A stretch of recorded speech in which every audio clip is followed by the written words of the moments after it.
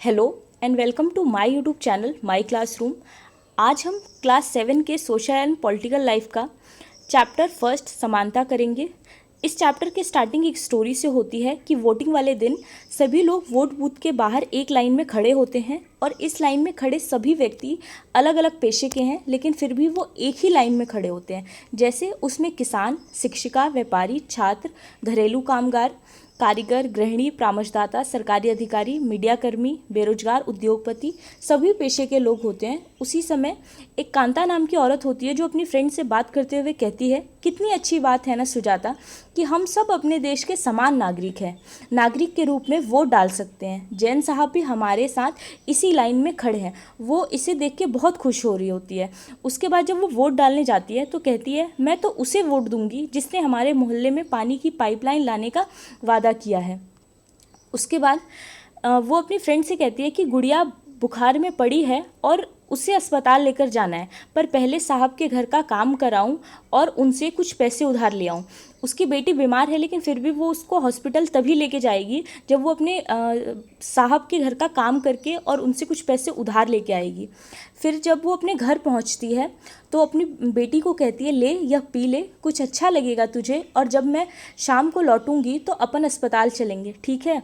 गुड़िया बार बार बीमार नहीं पड़ेगी तो और क्या होगा, इस बस्ती में तो कभी साफ़ सफाई नहीं होती। फिर जब वो घर से बाहर निकल के देखती है तो उसके घर के आसपास बहुत कूड़ा कचरा होता है और वो सोचती है कि मेरी बेटी बार बार बीमार नहीं पड़ेगी तो और क्या होगा, यहाँ पे तो कितनी गंदगी है। जब वो अपने साहब के घर पहुंचती है तो अपनी मैडम से पैसे उधार मांगती है। तब उसकी मैडम कहती है कि कांता ये ले तेरे पैसे, पर पहले से पैसे मांगने की आदत मत बना, समझी? तो वो कहती है, जी मैडम नहीं बनाऊंगी। जब वो हॉस्पिटल पहुंचती है तो शाम को अपनी बेटी से बोलती है, बस जरा सी देर बेटी। उसके बाद वो सोचती है कि जैन मैडम और जैन साहब वोट डालने के लिए लाइन में भले ही खड़े रहे हो, पर अपने बच्चों के इलाज के लिए उन्हें लाइन में नहीं लगना पड़ता। तो उसके दिमाग में उसको ये जो असमानता है वो बहुत अजीब सी लगती है। जैसे कि स्टार्टिंग में जो कांता वोट देने के लिए जिस लाइन में खड़ी थी उसके साथ सभी वर्ग के लोग खड़े थे, लेकिन जैसे जैसे दिन बीतता जाता है कांता के मन में समानता के वास्तविक अर्थ के बारे में शंका होने लगती है कि ये कैसी समानता है। उसकी बेटी बीमार होती है, वो अपने काम से छुट्टी नहीं ले सकती क्योंकि उसे अपने मालिक से डॉक्टर के पास जाने के लिए पैसे उधार लेने हैं। जब वो सरकारी अस्पताल के सामने लगी लाइन को देखती है तो उसे ये लाइन सुबह की लाइन से अलग लगती है, क्योंकि इस लाइन में लगे ज़्यादातर लोग गरीब हैं। तो उसको इस असमानता का सामना इसलिए करना पड़ता है क्योंकि वो गरीब है। कानून के समक्ष चाहे वो समान हो, लेकिन उसको और बाकी दिन में अलग अलग असमानताओं का सामना करना पड़ता है। अब आता है हमारा वोट देने का अधिकार कि ये क्या है। तो हमारे देश में सभी को इक्वल राइट टू वोट यानी मताधिकार की समानता दी गई है, जिसे सार्वभौमिक वैश्विक मताधिकार कहा गया है। यह लोकतंत्रीय समाज का अत्यंत महत्वपूर्ण पहलू है, यानी जितने भी लोकतांत्रिक देश हैं वहाँ का ये इम्पोर्टेंट पहलू है। इसका अर्थ है कि सभी वयस्क नागरिकों को वोट देने का अधिकार है, चाहे उनकी सामाजिक या आर्थिक पृष्ठभूमि कुछ भी हो। यानी हमारे देश में सभी एडल्ट लोग जिनकी एज 18 साल से ज़्यादा है उन्हें इक्वल राइट टू वोट दिया गया है, चाहे उनकी सोशल यानी सामाजिक और इकोनॉमी यानी आर्थिक बैकग्राउंड कुछ भी हो। कांता की स्टोरी में हमने देखा कि उसे ऐसी सिचुएशन का सामना इसलिए करना पड़ा क्योंकि वो गरीब थी, लेकिन अपने आसपास और भी तरह की असमानताएं देखते हैं। सभी के साथ इक्वल व्यवहार नहीं किया जाता है, जैसे कि अन्य प्रकार की समानता, जिसमें से एक है जातिगत व्यवस्था। भारत में प्रचलित असमानता में से एक है जातिगत व्यवस्था, जिसका प्रभाव ग्रामीण क्षेत्रों के साथ साथ शहरी क्षेत्रों में भी देखने को मिलता है। जातिगत व्यवस्था जिसमें कि जब किसी खास समुदाय या व्यक्ति के साथ दूसरे लोगों या समुदाय के द्वारा भेदभाव किया जाता है तो उसे जातिगत व्यवस्था कहते हैं। दलित का अर्थ है कुचला हुआ या टूटा हुआ, और इस शब्द का इस्तेमाल दलित यह संकेत करते हैं कि पहले भी उनके साथ भेदभाव होता था और आज भी हो रहा है। तो जो दलित लोग हैं वो खुद के लिए ये शब्द इस्तेमाल करते हैं कि पहले भी उनके साथ ऐसा व्यवहार होता था, बुरा व्यवहार होता था और आज भी होता है। इस टॉपिक को समझाने के लिए बुक में 2 स्टोरी दी गई हैं। एक है इस टॉपिक को डिफाइन करने के लिए बुक में 2 स्टोरी दी गई है, जिसमें से एक है ओम प्रकाश वाल्मीकि की एक स्टोरी कि ये एक प्रसिद्ध लेखक थे जिन्होंने जूठन नाम की अपनी बुक लिखी है और अपनी आत्मकथा लिखी है, और उसमें उन्होंने बताया है कि कैसे बचपन में उनके साथ स्कूल में भेदभाव किया जाता था, स्कूल में अलग बैठाया जाता था, और इसके अलावा एक दिन उनके प्रिंसिपल ने उनसे पूरे स्कूल में झाड़ू लगवाया था। उन्होंने इस स्टोरी को बहुत ही इमोशनल तरीके से लिखा है। इसके अलावा बुक में एक और स्टोरी दी है कि मिस्टर एंड मिसेस अंसारी करके 2 लोग होते हैं जो कि किराए के लिए घर ढूंढ रहे होते हैं, पर उनका नाम जानने के बाद कोई उन्हें मकान नहीं देता है। सभी लोग कोई ना कोई बहाना करके उन्हें मना कर देते हैं। तब उनके जो प्रॉपर्टी डीलर होते हैं वो उनको एक आइडिया देते हैं कि क्यों ना आप अपना नाम बदल कर मिस्टर एंड मिसेस अंसारी से मिस्टर एंड मिसेस कुमार रख लें, लेकिन वो लोग मना कर देते हैं और 1 महीने तक लगातार घर ढूंढने के बाद फाइनली उन्हें एक घर मिलता है। तो ये दोनों ही उदाहरण जातिगत भेदभाव के हैं कि कैसे सभी के पास समानता का अधिकार होने के बाद भी हमारे यहाँ पे भेदभाव किया जाता है। मानवीय गरिमा का मूल्य। कुछ लोगों के साथ समानता का व्यवहार, असमानता का व्यवहार बस इस कारण होता है कि उनका जन्म किसी जाति, लिंग या धर्म में हुआ है और वे उच्च वर्ग के या मध्यम या निम्न वर्ग के। तो लोगों के साथ असमानता का व्यवहार सिर्फ इसलिए होता है कि वो किसी जाति से, किसी लिंग से, किसी धर्म से या हायर क्लास, मिडिल क्लास या फिर वो लोग गरीब हैं। सिर्फ इन सारे कारणों की वजह से लोगों के साथ भेदभाव किया जाता है। जब लोगों के साथ असमानता का व्यवहार होता है तो उनके सम्मान को ठेस पहुंचती है। ओम प्रकाश वाल्मीकि तथा अंसारी दंपत्ति के साथ किए गए व्यवहार के कारण उनकी गरिमा को ठेस पहुंची। ओम प्रकाश वाल्मीकि और अंसारी दंपत्ति के साथ जो व्यवहार हुआ वो उनके रिस्पेक्ट को और उनकी डिग्निटी दोनों को ही चोट पहुंचाती है। किसी के भी साथ ऐसा व्यवहार नहीं होना चाहिए।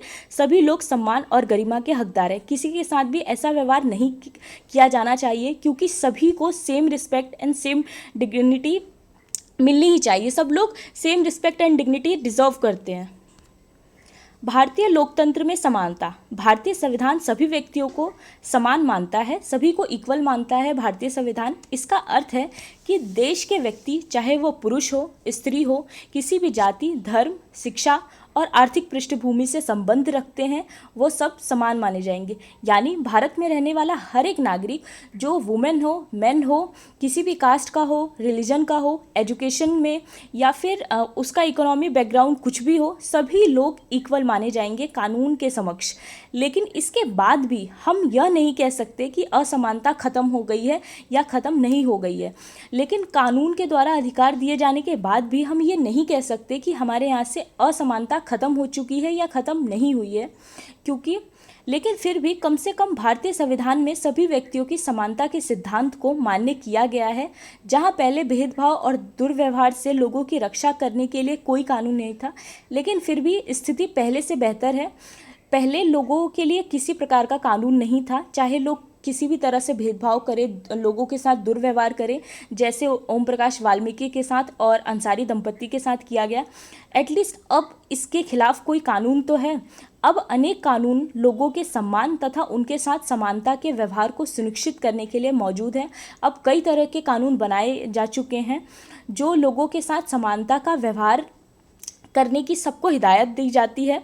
समानता को स्थापित करने के लिए संविधान में कई प्रावधान हैं, जैसे कानून की दृष्टि में हर व्यक्ति समान है। इसका तात्पर्य है कि हर व्यक्ति को देश के राष्ट्रपति से लेकर कांता जैसी घरेलू काम की नौकरी करने वाली महिला तक सभी को एक ही जैसे कानून का पालन करना है। यानी कानून की दृष्टि में सभी लोग इक्वल हैं, चाहे वो कोई राष्ट्रपति हो या फिर कोई काम करने वाली एक महिला हो, सभी को एक जैसे कानून का ही पालन करना होगा। किसी भी व्यक्ति के साथ उसके धर्म, जाति, जन्म स्थान और उसके स्त्री या पुरुष होने के आधार पर भेदभाव नहीं किया जा सकता। किसी के साथ भी उसके धर्म, जाति, जन्म स्थान या स्त्री या पुरुष होने की वजह से भेदभाव नहीं किया जाता है। हर व्यक्ति सार्वजनिक स्थलों पर जा सकता है जिनमें खेल के मैदान, होटल, दुकानें और बाजार सम्मिलित हैं। कोई भी व्यक्ति पब्लिक प्लेस पे जा सकता है, किसी को भी मना नहीं है। सब लोग सार्वजनिक हुए सड़कों और नहाने के घाटों का प्रयोग कर सकते हैं। सभी लोग हर चीज़ का इक्वली यूज़ कर सकते हैं। इसके अलावा अस्पृश्यता का उन्मूलन कर दिया गया है। जो अनटचेबिलिटी थी हमारी सोसाइटी में, उसको पूरी तरह से हटा दिया गया है। समानता के अधिकार को दो तरह से लागू किया गया है।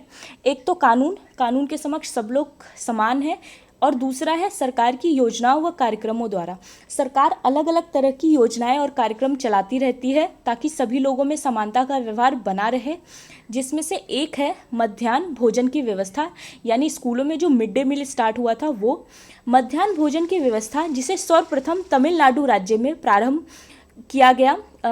मिड डे मील की स्टार्टिंग तमिलनाडु में हुई थी सबसे पहले, और उसके बाद 2001 में उच्चतम न्यायालय हाई कोर्ट ने सभी राज्य सरकारों को इसे अपने स्कूल में 6 माह के अंदर आरंभ करने के निर्देश दिए।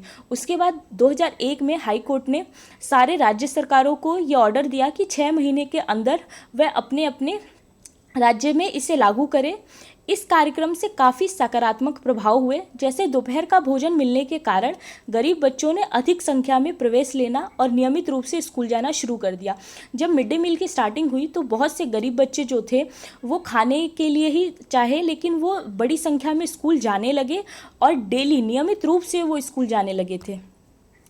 इसी के साथ इस कार्यक्रम से जातिगत भेदभाव को कम करने में सहायता मिली है, क्योंकि स्कूल में निम्न व उच्च जाति के बच्चे एक साथ भोजन करते हैं, और कुछ स्थानों पर तो भोजन पकाने के लिए दलित महिलाओं को काम पर रखा गया। मध्याह्न भोजन कार्यक्रम ने निर्धन विद्यार्थियों को भूख मिटाने में भी सहायता किया।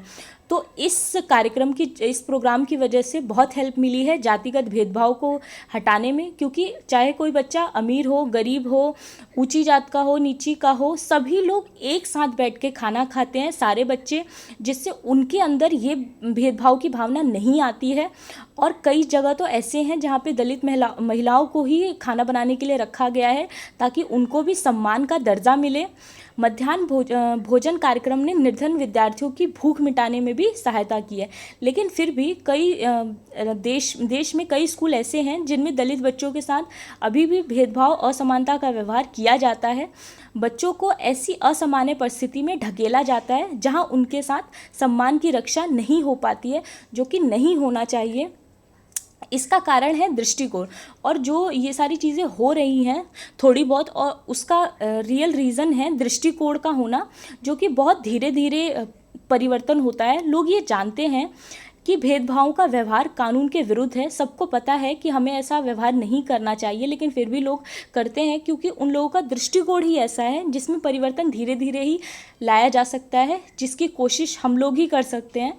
फिर भी वह जाति, धर्म, आर्थिक स्थिति और महिला होने के आधार पर लोगों से असमानता का व्यवहार करते हैं। वर्तमान दृष्टिकोण को बदलना तभी संभव है जब लोग यह विश्वास करने लगे कि कोई भी कमतर नहीं है और हर व्यक्ति सम्मानजनक व्यवहार का अधिकारी है। ये दृष्टिकोण तभी बदलेगा जब हम सभी लोग सोचें, इस पर विश्वास करें कि कोई भी व्यक्ति कम नहीं होता है, हर व्यक्ति सम्मानजनक व्यवहार का अधिकारी है, सभी को रिस्पेक्ट मिलनी चाहिए, ये सबका हक है।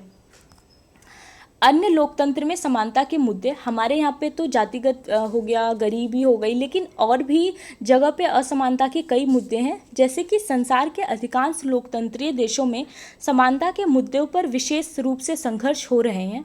जैसे उदाहरण के लिए संयुक्त राज्य अमेरिका में अफ्रीकी अमेरिकन लोग जिनके पूर्वज गुलाम थे और अफ्रीका से लाए गए थे, वह आज भी अपने जीवन को मुख्य रूप से असमान बताते हैं, जबकि 1950 के अंतिम दशक में अफ्रीकी अमेरिकियों को समान अधिकार दिलाने के लिए आंदोलन हुआ था।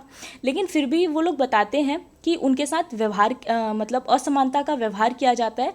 वहाँ पे गोरे कालों का भेदभाव है कि जो लोग गोरे होते हैं उन्हें ज़्यादा अधिकार दिए जाते हैं काले लोगों के मुकाबले में। तो यहाँ तक ऐसा बताया जाता है कि जैसे कि बस में अगर कोई यात्रा करते समय उन्हें बस में जो काले लोग होते थे उन्हें पीछे बैठना पड़ता था, या जब भी कोई गोरा आदमी बैठने आता था तो उन्हें अपनी सीट तक देनी पड़ती थी। और इसके अलावा भी उन्हें कई तरह जॉब्स वगैरह में भी कई तरह की असमानता का सामना करना पड़ता है।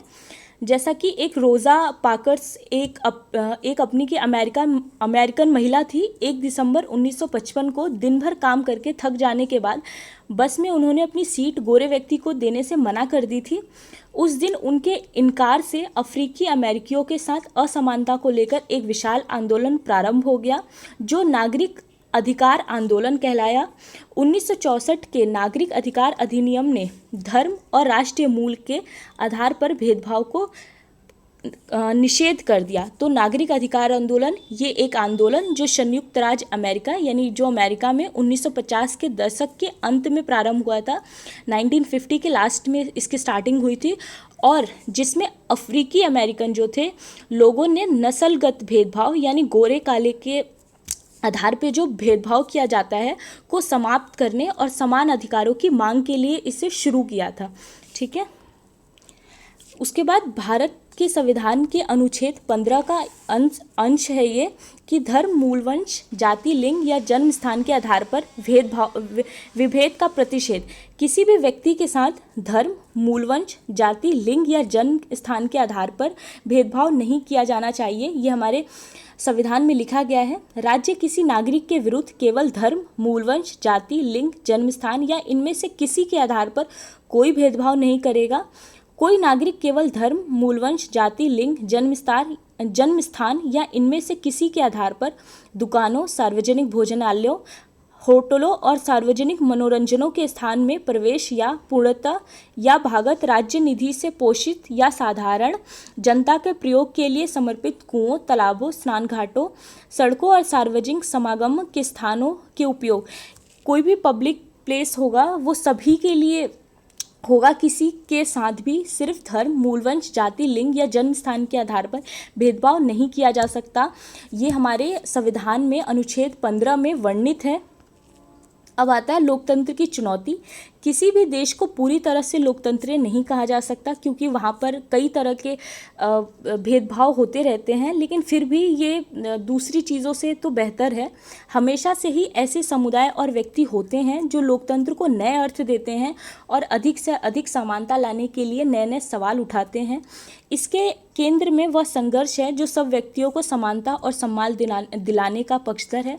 हमें हमेशा कोशिश करनी चाहिए कि सभी लोगों को इक्वल राइट्स मिले, सबको रिस्पेक्ट मिले। ठीक है। Thank you so much.